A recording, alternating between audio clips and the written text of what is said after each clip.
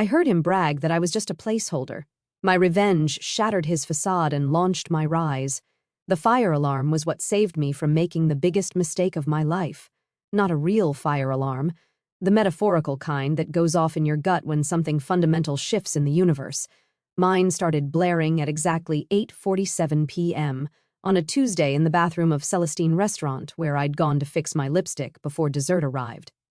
I was washing my hands when I heard Marcus's voice carrying through the ventilation system. Our table was directly below the bathroom, and the old building's ductwork created a perfect acoustic channel. I discovered this quirk months ago when I'd overheard the couple at our table proposing. It had seemed charming then. Honestly, though, I don't know how much longer I can keep this up.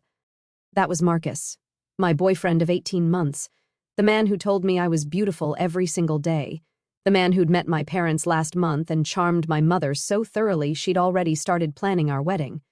I froze, water still running over my hands. "Keep what up?" Jake's voice. "Marcus's best friend since college."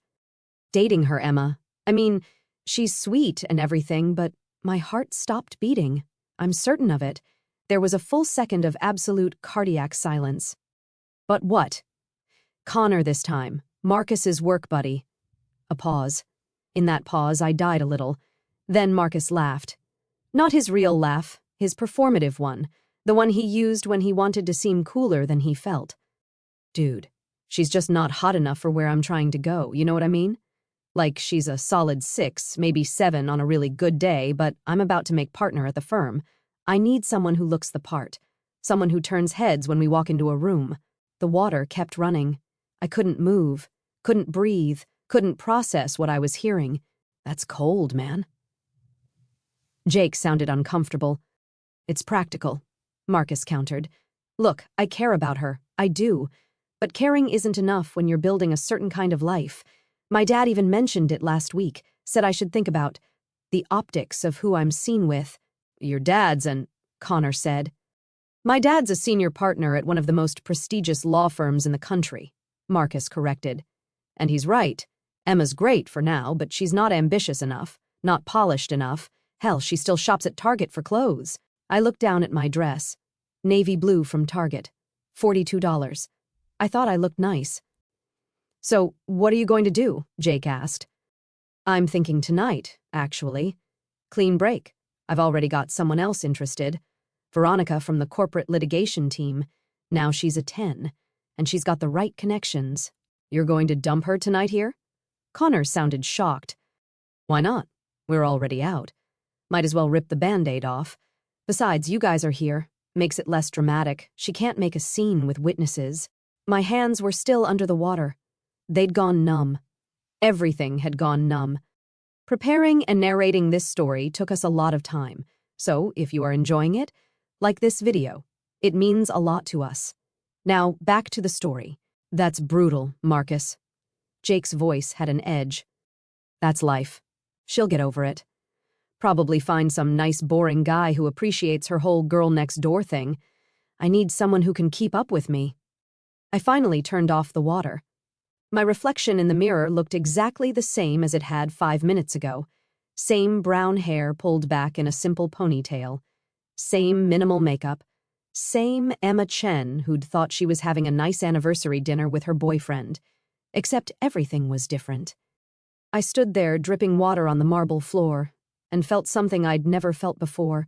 Not heartbreak, not even anger. Something colder, sharper, more calculating.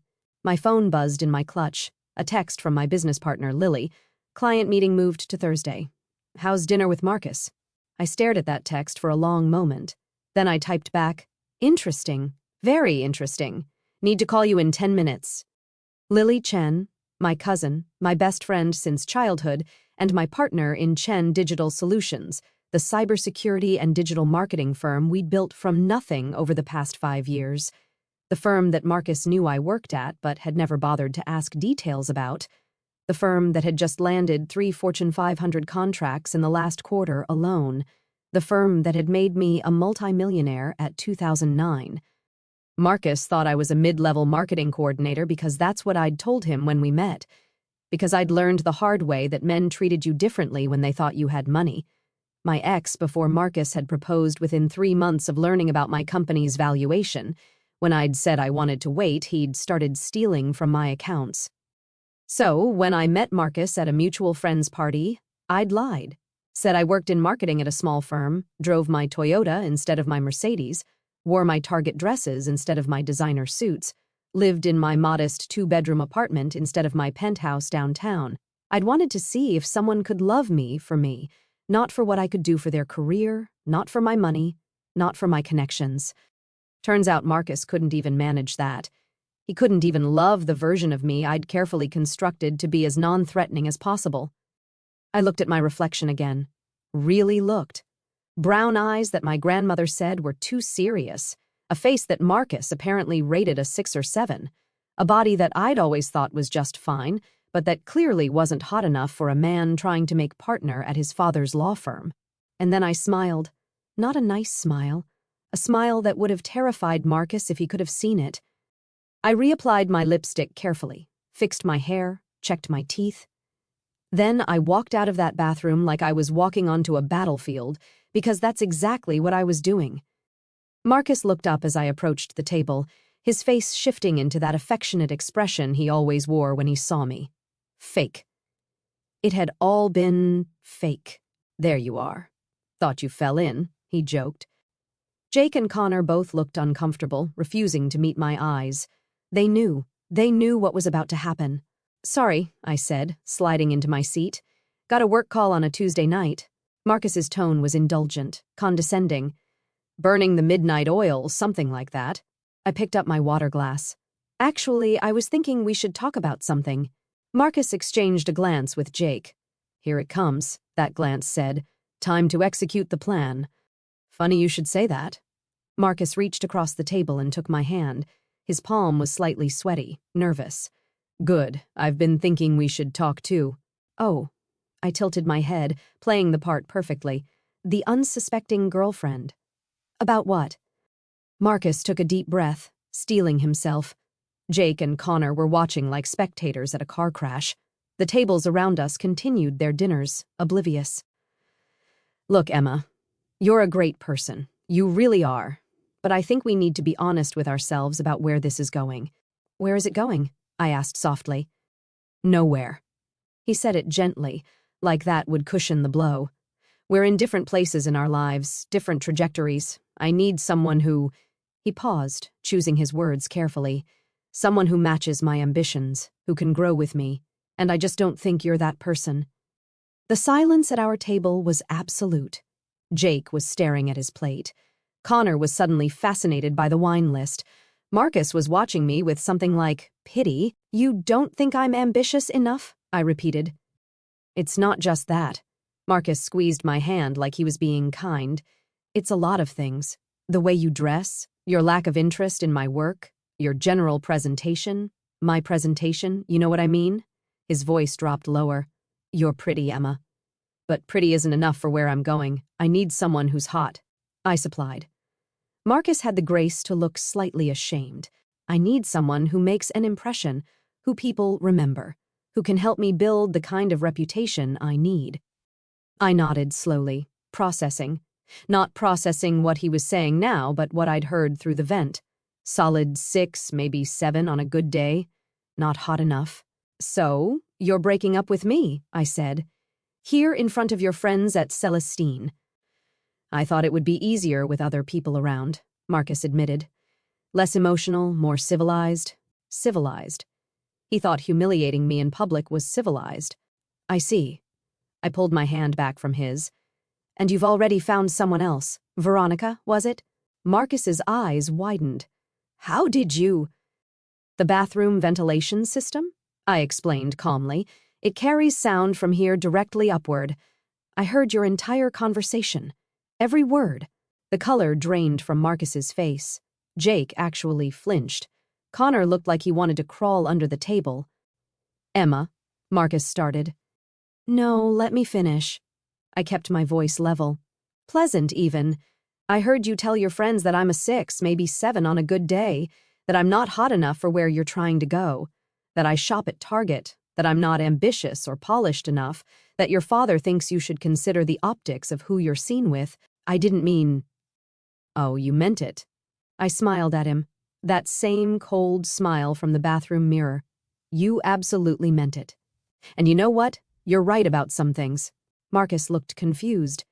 This wasn't how the dumped girlfriend was supposed to react. "I do shop at Target," I continued. "I do prefer casual clothes.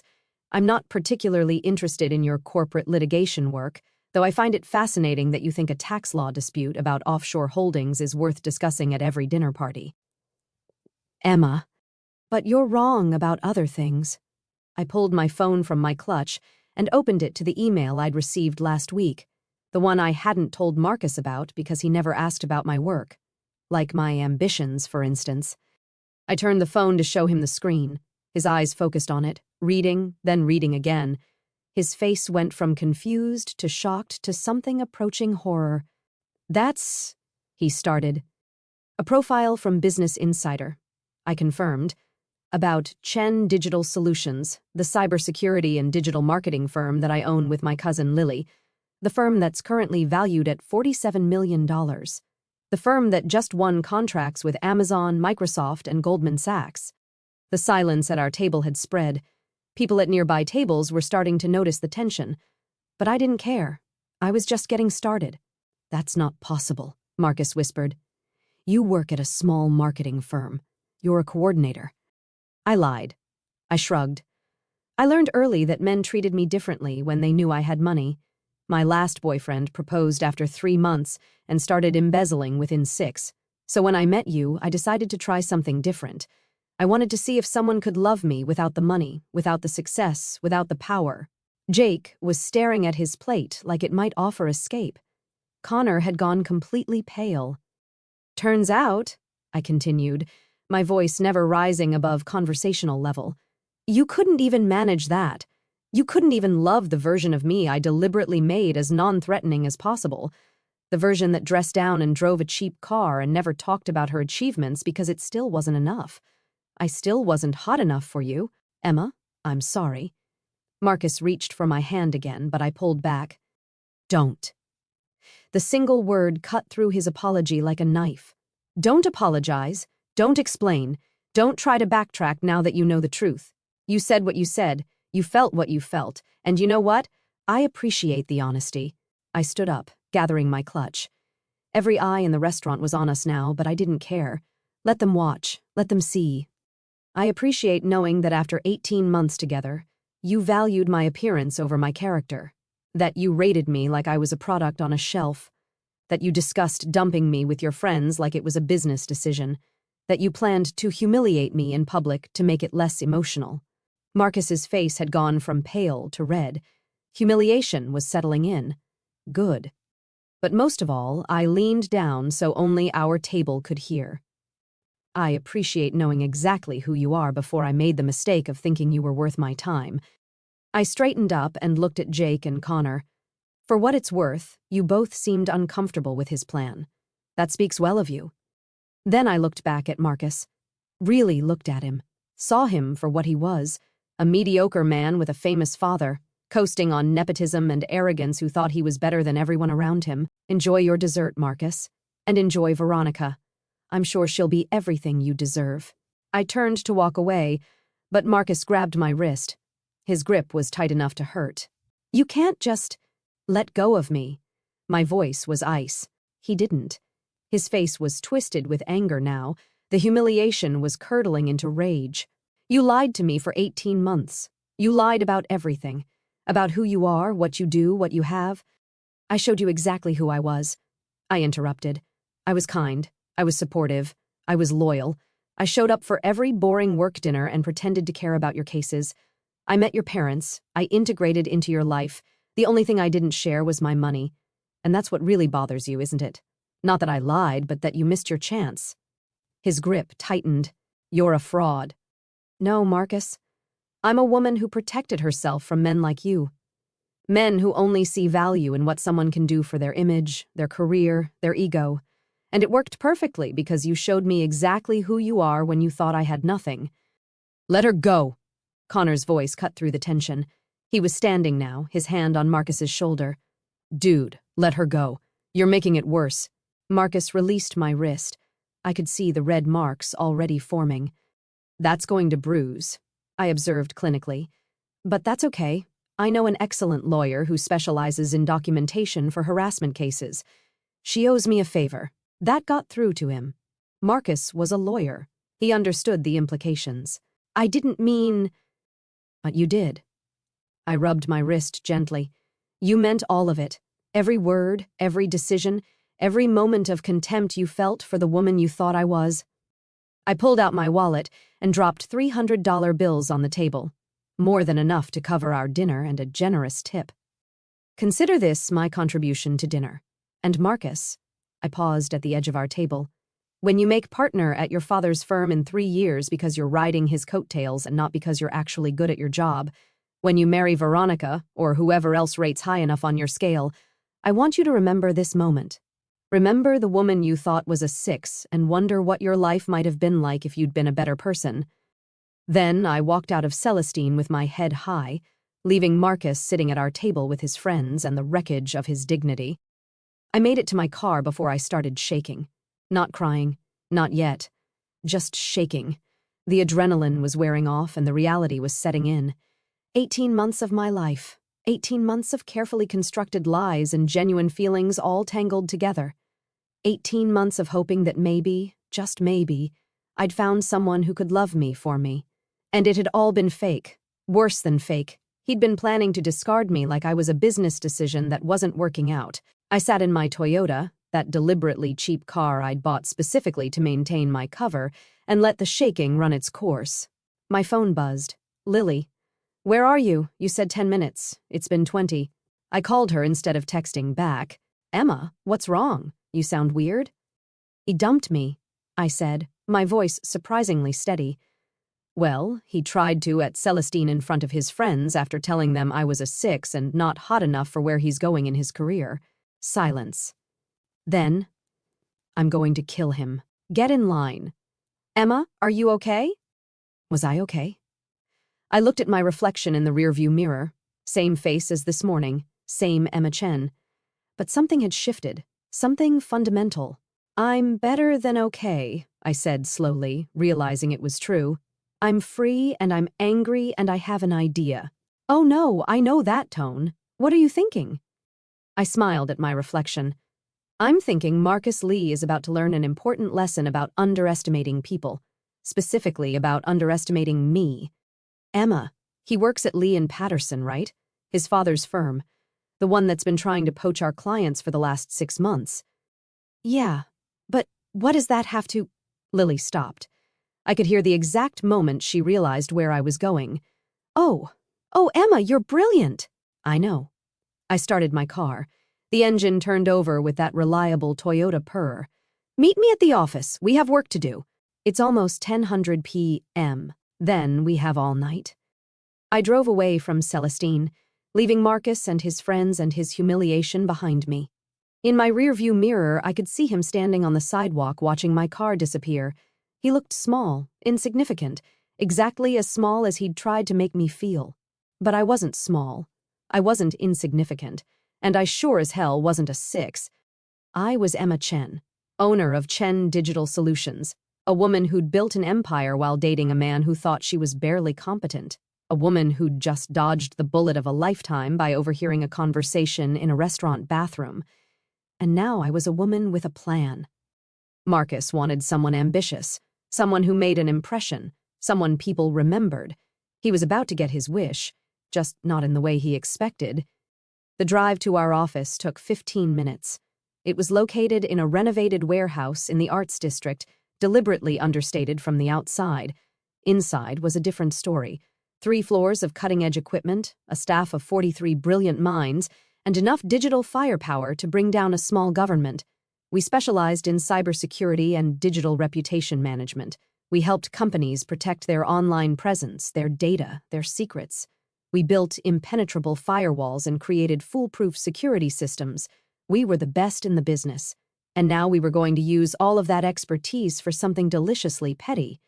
Lily was already in the main conference room when I arrived, her laptop open and her dark hair pulled up in a messy bun. She looked up as I walked in, her eyes scanning my face. "You're sure about this?" I set my bag down and pulled out my laptop. He called me a 6, Lily, in front of his friends, then tried to dump me in public to avoid a scene. "Yes, I'm sure." "Fair enough." She spun her laptop around to show me what she'd already pulled up. Lee and Patterson, mid-size corporate litigation firm, been in business for 37 years, currently ranked 15th in the city for corporate law. They've been trying to break into the top 10 for the last 5 years and they're vulnerable. They lost 3 major clients last year after a data breach. Nothing huge, but enough to make people nervous.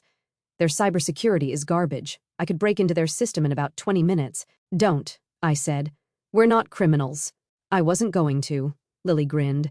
"But it's nice to know we could if we wanted to." I pulled up my own files on Lee and Patterson. We'd compiled them months ago when they tried to poach our Amazon contract. They'd sent Marcus, actually. He'd shown up at our office pretending to need marketing services, trying to get information about our pricing and our clients. I'd recognized him immediately, of course, but I'd played along, fed him useless information through a junior associate, and watched him walk away thinking he'd accomplished something. He'd bragged about it at dinner that night, told me how he'd outsmarted some marketing firm. I'd smiled and congratulated him, all while knowing he'd gotten nothing useful. The irony wasn't lost on me. Now, everything. I started typing. Financial records, client lists, case histories, personnel files. I want to know every skeleton in Lee and Patterson's closet. "Legal skeletons only," Lily clarified. "Obviously, we're not manufacturing evidence. We're just illuminating what's already there." "Uh-huh." Lily didn't sound convinced. "And what exactly are we planning to do with this illumination?" I sat back, thinking. What was I planning to do? Ruin Marcus's career? Destroy his father's firm? That seemed excessive, satisfying, but excessive. No, I wanted something more subtle, more elegant. I wanted Marcus to feel exactly what I'd felt tonight. Small, insignificant, not good enough. "We're going to make him irrelevant," I said slowly. "We're going to take everything he values and show him it was never really his to begin with." "I love it when you get philosophical." Lily was already typing. "But I need specifics, Emma. What's the actual plan?" I thought about Marcus's face when he realized who I really was. The shock, the horror, the dawning understanding that he'd miscalculated catastrophically. I wanted more of that. I wanted him to feel that every day. "Lee and Patterson wants to break into the top 10 firms," I said. "They need better clients, bigger cases, more prestige, right? And they think their biggest weakness is their cybersecurity and their online presence. They've been shopping for a firm to handle it." Lily's eyes lit up. "They have. They put out an RFP 3 months ago. We didn't bid on it because of the conflict with Marcus. We're going to bid on it now. Emma under a subsidiary name, something they won't connect to us immediately." I was thinking fast now, the plan crystallizing. "We're going to win that contract. We're going to become integral to their operation, and then we're going to use our access to find every piece of leverage we need. That's a long game." "I have time." I met Lily's eyes. Marcus humiliated me tonight because he thought I was powerless, because he thought I was small and insignificant and not worth his consideration. I want him to learn slowly and painfully that the woman he discarded is the one holding all the cards. Lily studied me for a long moment.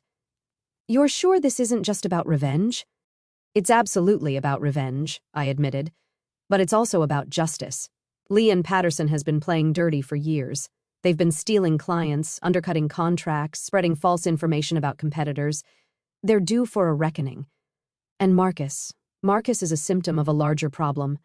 His father taught him that people are commodities, that relationships are transactions, that anyone who doesn't serve your purpose is disposable." I pulled up Marcus's LinkedIn profile. His smile looked different now. Fake. "I'm going to teach him a different lesson, which is that underestimating people is the fastest way to destroy yourself." Lily was quiet for a moment, then nodded. "Okay, I'm in. But we do this right? No illegal access, no manufactured evidence, everything above board." "Everything above board," I agreed. "We don't need to cheat. We're actually better than they are." "Damn right we are." We worked through the night, building the foundation of our plan. By sunrise, we had a new subsidiary company registered, Vertex Solutions. We had a completely separate website, separate branding, and a separate point of contact. Nothing that would immediately connect back to Chen Digital Solutions. We had a proposal for Lee and Patterson's RFP that was significantly better than anything their other bidders could offer and priced competitively enough to be attractive, but not suspiciously low. And we had a timeline: 3 months to win the contract, 6 months to become indispensable, 9 months to have complete leverage. By the time Marcus realized what was happening, it would be too late. "You should go home," Lily said as dawn light started filtering through the windows. "Get some sleep. Tomorrow is going to be a long day." "Tomorrow is going to be amazing." I corrected her, but I was exhausted. The adrenaline had long since faded, leaving behind the bone-deep tiredness that comes after emotional trauma. I gathered my things and headed for the door, then paused. "Lily." "Yeah. Thank you for not trying to talk me out of this." She smiled. "Emma, you're my cousin and my best friend. But more than that, you're the smartest person I know. If you say this is what needs to happen, I trust you." I drove home as the city woke up around me. Not to my modest apartment, to my real home, the penthouse downtown that I'd bought 3 years ago and kept completely separate from my relationship with Marcus. The doorman greeted me with his usual professional smile. The elevator rose smoothly to the top floor. My apartment spread out before me, all floor-to-ceiling windows and carefully curated furniture, and the kind of space that Marcus had probably dreamed about but would never have. I stood at the window and looked out at the city. Somewhere down there, Marcus was probably just waking up, probably checking his phone, probably wondering if I'd text him, if I'd call, if I'd beg for another chance. He'd be waiting a long time. My phone buzzed. A number I didn't recognize. "Hello, Emma. It's Connor from dinner last night." I was surprised. "How did you get my number?" "I stole it from Marcus's phone while he was in the bathroom." "Look, I just wanted to say I'm sorry for last night, for not stopping him, for being there while he planned that whole thing." "It's not your fault." "Yeah, but I could have said something. Could have warned you. I didn't, and that was wrong." He paused. "For what it's worth, I think you're amazing. And Marcus is an idiot." "He is." I agreed. "I just wanted you to know that not all of us thought what he did was okay. Jake and I have been talking. We're done with him. Life's too short to be friends with people who treat others like that." Something warm flickered in my chest. Not all of Marcus's friends were terrible. That was good to know. "Thank you, Connor. That means a lot." "Yeah, well, take care of yourself, Emma. And for what it's worth, you're definitely not a 6. He hung up before I could respond. I stood there holding my phone, looking out at the city, and felt something shift inside me. Not just anger anymore, something more complex. A mixture of hurt and determination and righteous fury and strange, unexpected hope. Marcus had tried to break me tonight, had tried to make me feel small and worthless and not good enough.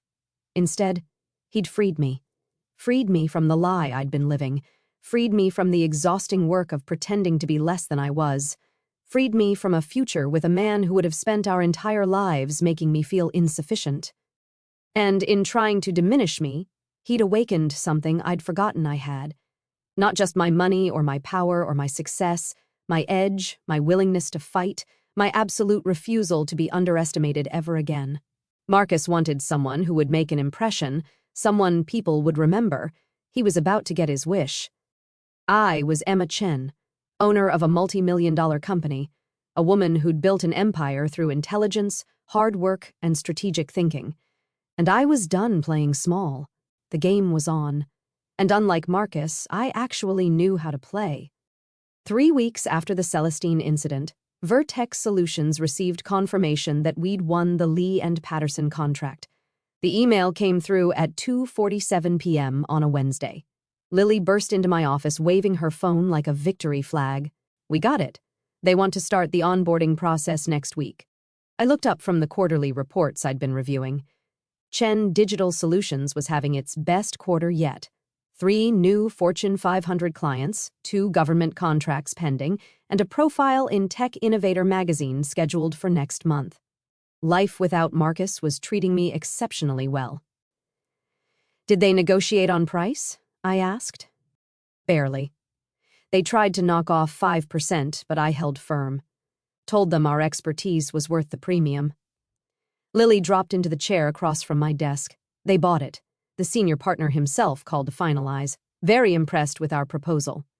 The senior partner, Marcus's father, Richard Lee. I'd never met him in person. Marcus had always found reasons to keep me away from his family events. Now I understood why. I wasn't polished enough, wasn't impressive enough, wasn't worth introducing to the people who mattered. When do we start? I kept my voice neutral. Monday. They want us on site for the initial security audit. Lily was watching me carefully. Emma, you know you don't have to do this. We can send a team. You don't have to set foot in that building. I want to. And I did, not for revenge, though that was certainly part of it.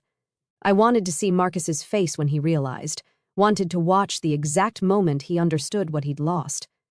Okay. Lily pulled out her tablet. Then we need to talk about the team. Obviously not you or me for the initial meetings. They'd recognize us immediately. We'd planned for this. Vertex Solutions had its own staff carefully recruited over the past 3 weeks, people who'd worked with us before, but weren't publicly associated with Chen Digital Solutions. People we trusted completely. James Park for lead consultant, I said. James was brilliant, mid-40s with the kind of calm authority that inspired confidence.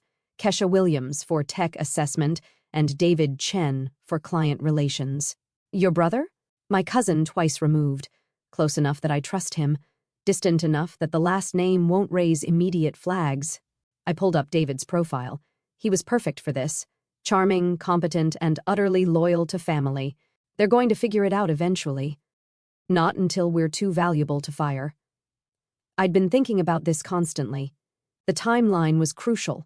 We needed to become so integral to their operations that discovering our true identity would be more costly than dealing with it. 6 months minimum. By then, we'll have access to everything. Lily was quiet for a moment. Emma, I have to ask, what's the endgame here? We get access to their systems, find whatever dirt exists, and then what? Expose them? Blackmail them? Because we're not doing that second one. No blackmail. I'd thought about this too. What did I actually want? I want them accountable. Lee and Patterson has been operating in ethical gray areas for years, stealing clients through industrial espionage, burying whistleblower complaints, using their reputation to intimidate smaller firms. And Marcus is a product of that system. His father taught him that winning matters more than integrity, that people are tools, that relationships are transactions with value propositions. I closed my laptop.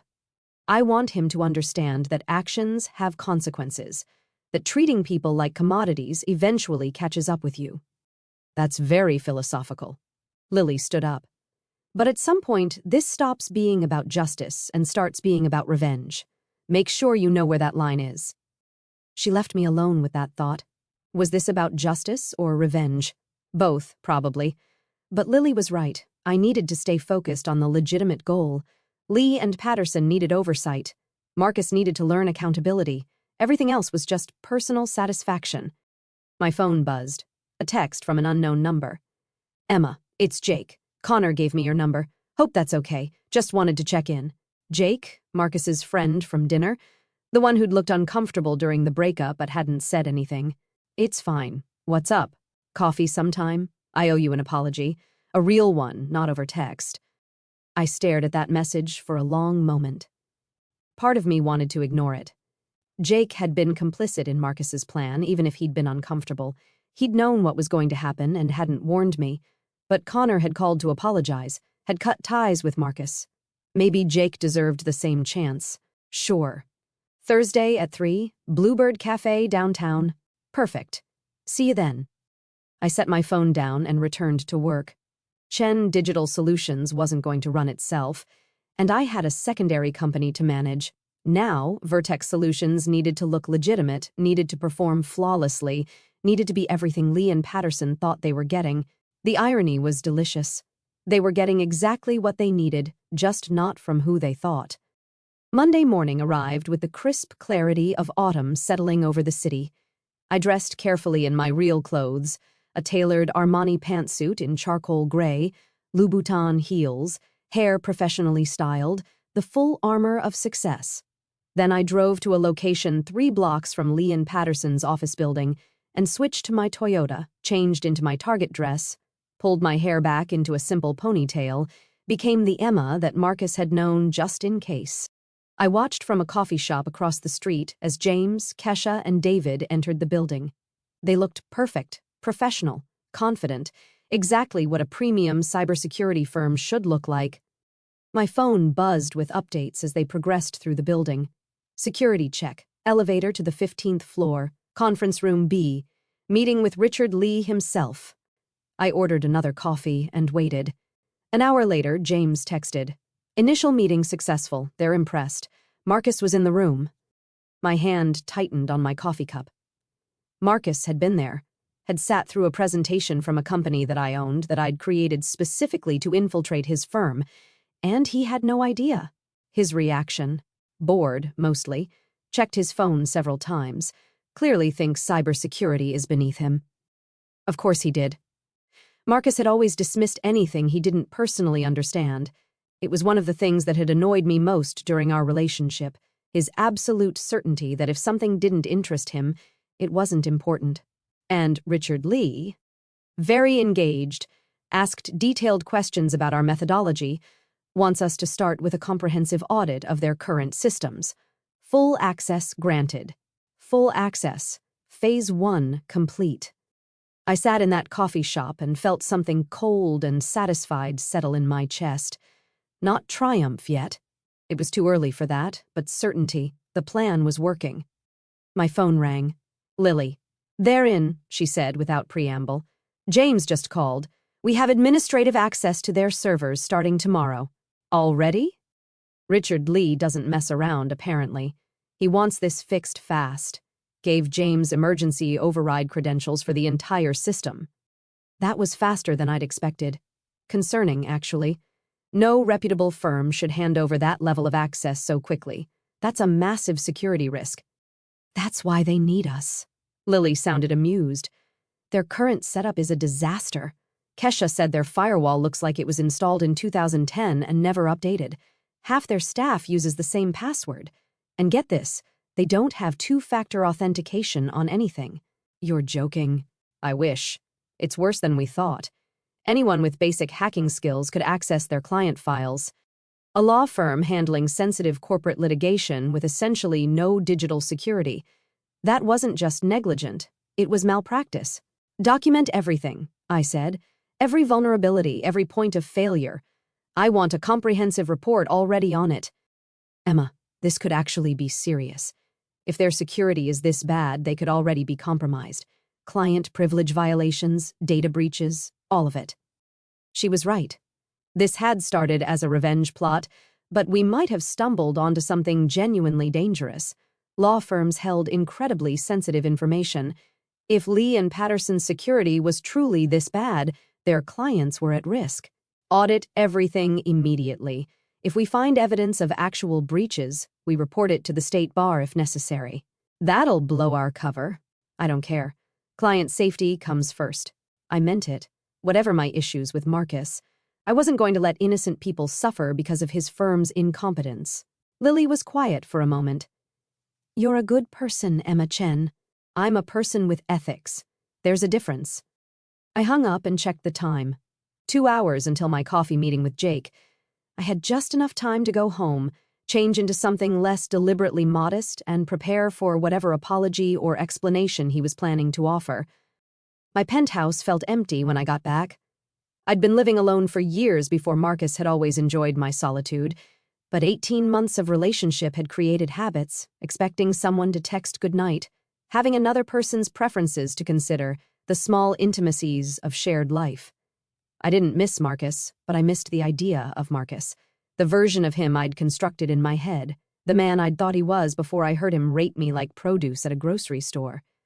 I changed into casual designer clothes, jeans that cost more than Marcus's suit, a silk blouse that looked simple but was actually custom-made, ballet flats that were deceptively expensive, the kind of outfit that looked effortless but required significant wealth to pull off. Let Jake see the real me. Let him understand what Marcus had thrown away. Bluebird Cafe was one of my favorite spots. Tucked into a quiet corner of downtown, it attracted professionals who valued privacy and excellent coffee over Instagram aesthetics. I arrived early, claimed a corner table, and ordered a cortado. Jake arrived exactly on time. He looked different than I remembered from dinner, less polished. His tie was loose, his hair slightly unkempt, and there were dark circles under his eyes. Emma. He spotted me and headed over. Thanks for meeting me. Of course, I gestured to the empty chair. You look tired. Haven't been sleeping well? He sat down heavily. Turns out watching your best friend humiliate someone tends to keep you up at night. A server appeared. Jake ordered black coffee. We sat in uncomfortable silence until it arrived. I'm sorry, he said finally. For dinner. For not warning you. For sitting there while Marcus planned that whole thing and not telling him he was being a complete... Why didn't you? Jake wrapped his hands around his coffee cup. Honestly, because I was a coward. Marcus has been my friend since college. We've been through a lot together. And I kept thinking maybe he'll change his mind. Maybe he won't actually go through with it. But he did. He did. And then you revealed who you really were, and I saw his face, and I realized I'd been wrong about him for years. Jake looked up at me. He's not a good person, Emma. I don't think he ever was. I just didn't want to see it. Why are you telling me this? Because you deserve to know that some of us saw what he did was wrong. That not everyone at that table thought you were a 6. He said the number with visible disgust. For what it's worth, I think you're extraordinary. The fact that you built a company worth millions while dating someone who thought you were barely competent, that's incredible. It's also slightly pathetic, I admitted. I spent 18 months pretending to be less than I was because I was afraid of being used for my money. That's not pathetic. That's self-preservation. Jake took a sip of his coffee. My sister did something similar. She's a surgeon. When she started dating, she told people she was a nurse. Wanted to avoid the guys who were just interested in her income. Did it work? She's been married for 5 years to a high school teacher who didn't find out she was a surgeon until their 3rd date. So yeah, it worked. I smiled despite myself. How did he react? Laughed for about 10 minutes. Then asked if she was always going to lie about big things. She said no. He said good because he was actually terrible at math and could use help with his finances. Jake smiled at the memory. They're disgustingly happy. That's what I wanted, I said quietly. Just someone who could love me without the complications of what I have. Marcus wasn't capable of that. He's too much like his father. Jake's expression darkened. Richard Lee taught him that everything is a transaction, that people are assets or liabilities, that love is just another form of networking. You know Richard? I've met him a few times. Cold bastard. Brilliant lawyer, but completely amoral, the kind of guy who'd throw his own mother under a bus if it helped a case. Jake paused. Marcus used to be different. In college, he was actually kind, but working at his father's firm changed him. Or maybe it just revealed what was always there. I thought about that. Could people really change that much? Or did circumstances just reveal their true nature? What about you? I asked. You work in finance, right? Investment banking. Connor and I both do. We met Marcus through a networking event about 5 years ago. Jake looked uncomfortable. We've been enabling him, honestly, laughing at his jokes about other people, going along with his schemes. We're not innocent here, but you're trying to be better. Trying. He met my eyes. Connor and I talked after that dinner. We decided we're done with Marcus, done with that whole toxic friend group. We're too old to be acting like fraternity brothers rating women at bars. That's good. It's overdue. Jake finished his coffee. Look, I don't expect you to forgive me. I don't even expect you to like me. I just wanted you to know that what happened at Celestine, that wasn't okay. And some of us know it. I studied him for a moment. He seemed genuine, tired and guilty, and genuinely remorseful. People could change. Maybe not Marcus, but perhaps his friends could. Thank you for apologizing, I said. It means something. Yeah. It doesn't fix anything, but it helps. We talked for another hour about his work, about my company, the truth this time, about mutual acquaintances and the strange social dynamics of professional networking. It was surprisingly easy. Jake was funny and self-deprecating and refreshingly honest about his own failings. As we stood to leave, he hesitated. One more thing. Marcus is planning something. My attention sharpened. Planning what? I don't know details, but he was on the phone with someone yesterday. I overheard part of it. He mentioned your company. Chen Digital Solutions said something about making sure you understood who you were dealing with. A threat, maybe. Or maybe he's just talking big. Marcus does that when he feels humiliated, makes grand plans that usually go nowhere. Jake pulled out his phone. But I thought you should know. Be careful. After he left, I sat in my car and thought about that warning. Marcus was planning something, some kind of retaliation for the humiliation at Celestine. Good. Let him plan. Let him scheme. Let him think he was playing offense. He had no idea I was already 3 moves ahead. I called Lily. Change of plans. I want surveillance on Marcus. Nothing illegal, just monitoring his public social media, his professional activities, anything we can access legally. You think he's going to try something? I know he is. Jake just warned me. Marcus mentioned our company by name. What can he actually do? He doesn't have access to anything sensitive. He's a lawyer at a firm that specializes in corporate litigation. He knows people, has connections, could start rumors, file frivolous complaints, cause problems for our reputation. I started the car. I want to know what he's planning before he does it. On it, Emma? Yeah, this is getting complicated. I know. Just remember why we're doing this. It's not about destroying Marcus. It's about protecting your company and holding Lee and Patterson accountable for their practices. I know, I said again. But did I? The lines were blurring. Revenge and justice, personal satisfaction and professional responsibility. The woman I'd been before Celestine and the woman I was becoming. That night, I couldn't sleep. I stood at my penthouse windows looking out at the city and wondered what Marcus was doing. Was he plotting, planning, or had Jake been wrong, and Marcus had already moved on with Veronica and his carefully curated life? My phone buzzed. James from the Vertex Solutions team. You need to see this. I'm sending files now. The files arrived moments later, encrypted, heavily protected. I opened them on my secure laptop and felt my blood run cold. Lee and Patterson's security wasn't just bad, it had been actively compromised. Someone had been inside their systems for at least 6 months, had accessed client files, litigation strategies, privileged communications, everything. This is an active breach, I said when I called James back. Someone is stealing information right now. I know. Kesha found the back door about an hour ago. Whoever did this is sophisticated. Government-level sophisticated or corporate espionage. That too. I pulled up the access logs. The breach was clever, routed through multiple proxies designed to look like normal system activity, but it was there clear as day to anyone who knew what to look for. We have to tell them, I said. Tell Lee and Patterson that their security has been compromised for months. Emma, that's going to open a massive can of worms. Their clients could sue, the state bar could investigate, the firm could collapse. Then it collapses. We're not going to cover up a breach this serious. What about our cover? Richard Lee is going to want to know why Vertex Solutions found this when his previous IT team didn't.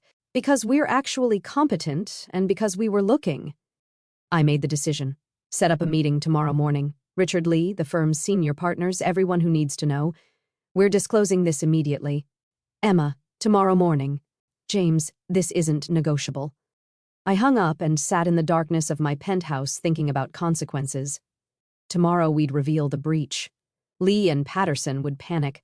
There would be investigations, lawsuits, potential criminal charges if client data had been sold or misused. And Marcus would be right in the middle of it. Not because I'd planned it, but because his father's firm had been so arrogant, so convinced of their own superiority that they'd ignored basic security protocols. Karma, it seemed, didn't need my help. The emergency meeting was scheduled for 8 a.m. sharp. I arrived at Lee and Patterson's building at 7:30, not as dowdy Emma in her Toyota, but as myself. Full armor, Valentino suit in navy blue, Cartier watch, hair styled by the same person who did the mayor's wife. I walked through those lobby doors like I owned them, because in a way, I did.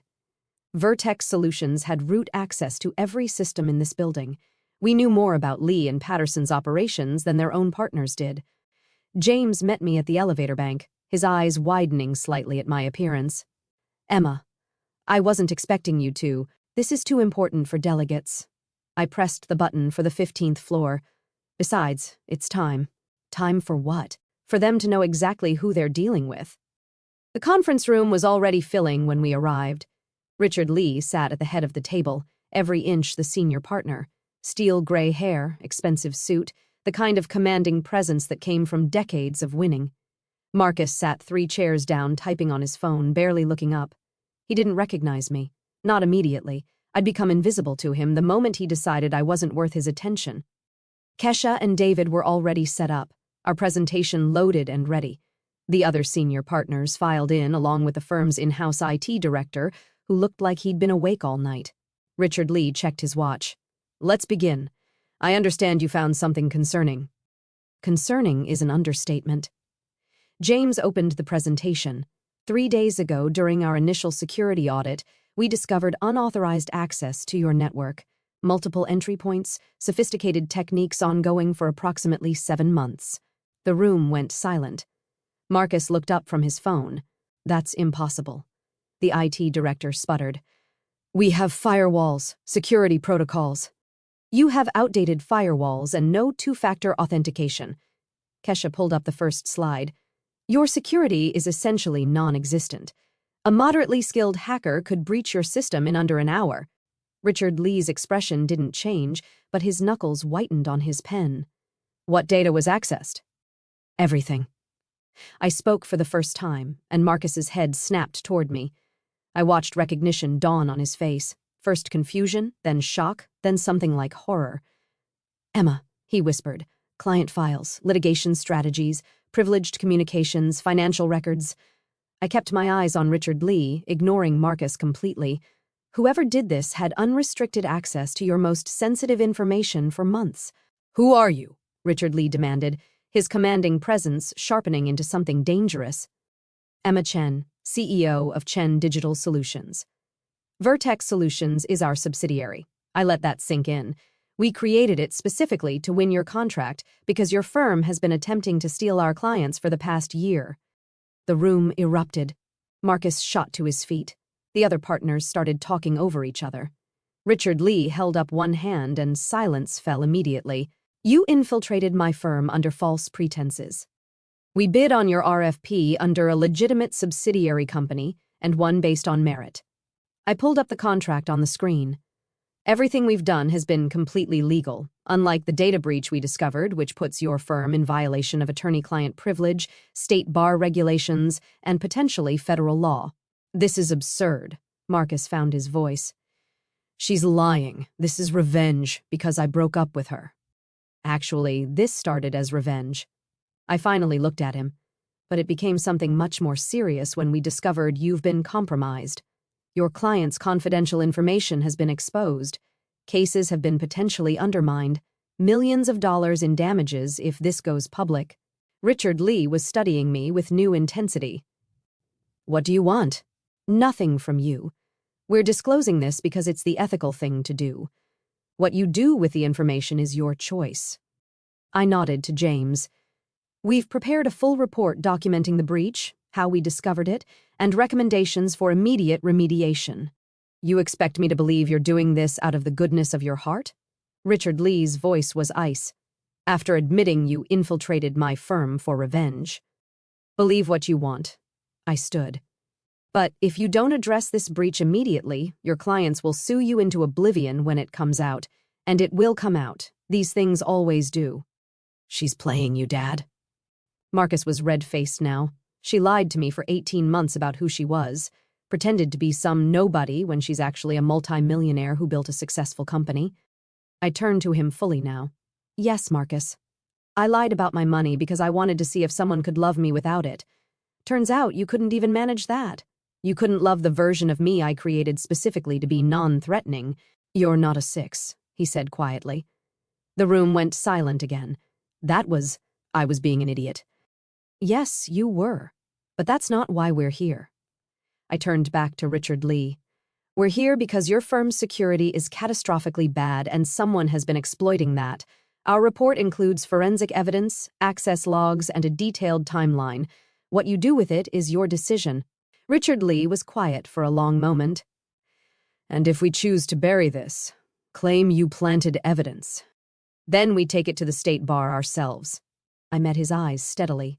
Mr. Lee, I started this wanting to humiliate your son, but I'm not going to let innocent clients suffer because of your firm's negligence. Fix your security, notify your clients, do the right thing, or we'll force you to. I could see the calculation in his eyes, the weighing of options, the realization that we held all the cards. Leave the report, he said finally. We'll review it. We can stay and help implement. Leave now. Consider your contract terminated. Fine. I gathered my things. But Mr. Lee, the breach is still active. Every hour you wait, more data is compromised. Your choice. James, Kesha, David, and I walked out of that conference room with our heads high. Behind us, I could hear the explosion starting. Raised voices, accusations, the sound of a firm beginning to tear itself apart. We didn't speak until we were back in our car, blocks away from the building.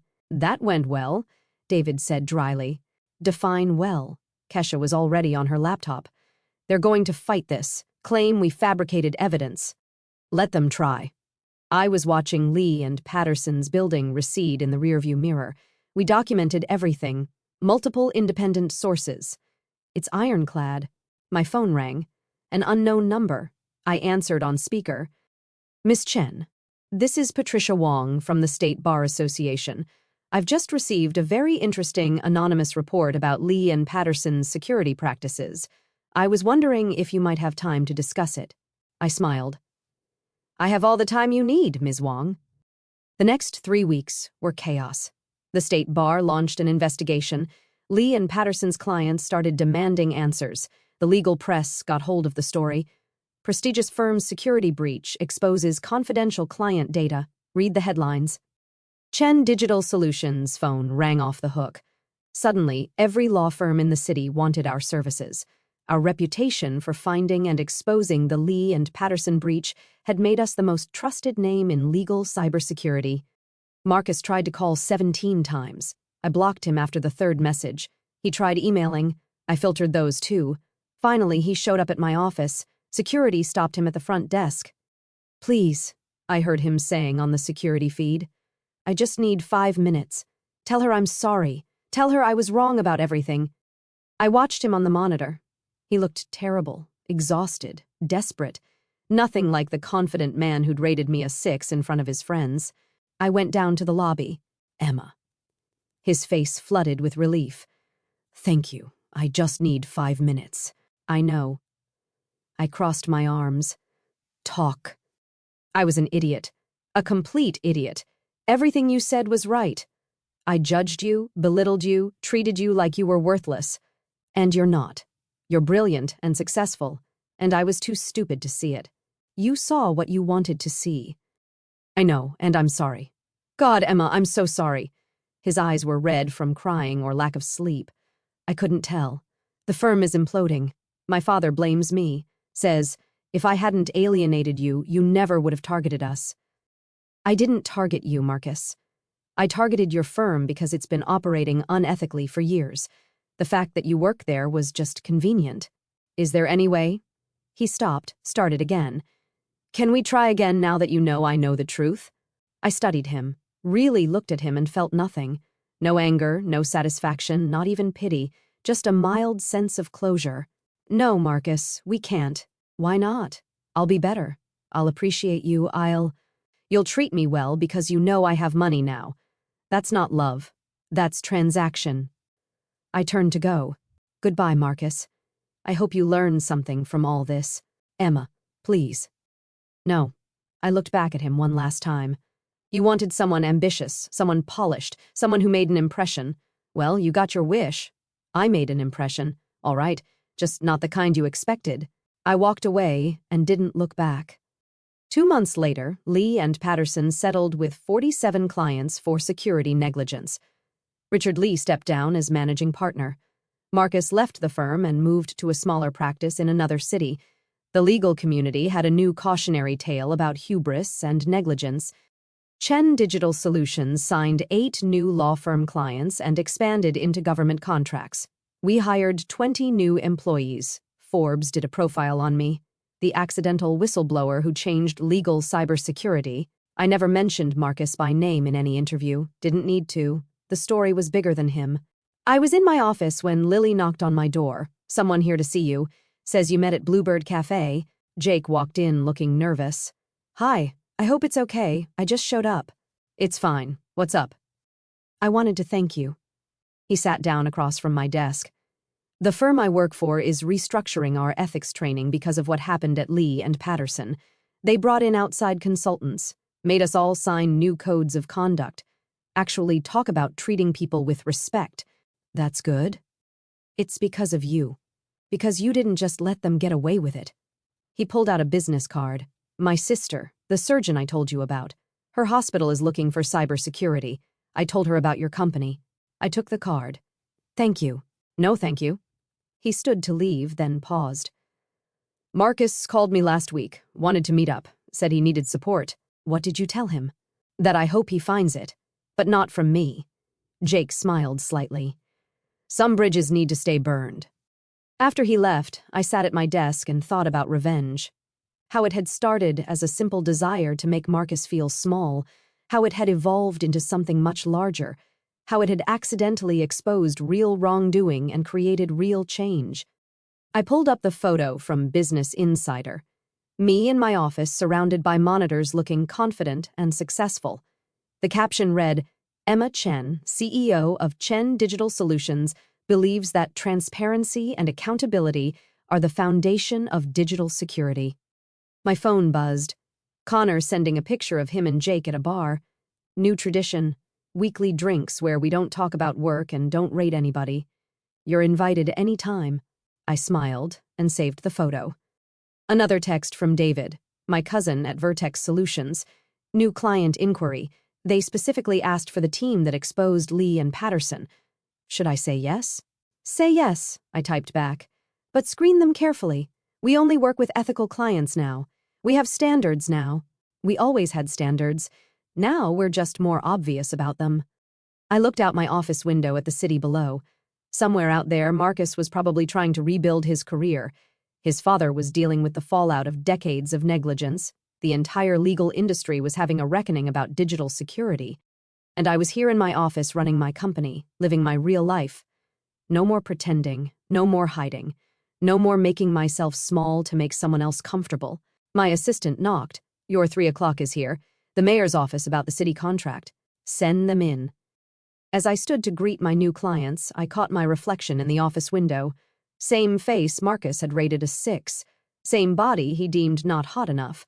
Same Emma Chen who'd shopped at Target and driven a Toyota and let herself be underestimated. But different, too. Stronger, clearer, absolutely certain of my worth. Marcus had wanted to teach me a lesson about my place in his world. Instead, I taught him about consequences, about integrity, about the price of treating people like commodities. It wasn't the revenge I'd planned. It was better, because the best revenge isn't about destroying someone else. It's about building something so successful, so meaningful, so impactful that their opinion becomes irrelevant. Marcus thought I was a 6. Good for him. I knew I was priceless, and that was the only rating that mattered. 6 months later, epilogue. The Tech Innovator Awards ceremony was held at the Grand Ballroom downtown. Chen Digital Solutions had been nominated for innovation in cybersecurity. I wore a red Valentino gown that cost more than Marcus's monthly rent. Lily was my date for the evening, elegant in emerald green. "Nervous?" she asked as we took our seats. "No, we've already won." I gestured around the ballroom. "Look at this. 300 tech leaders. Half of them are using our services.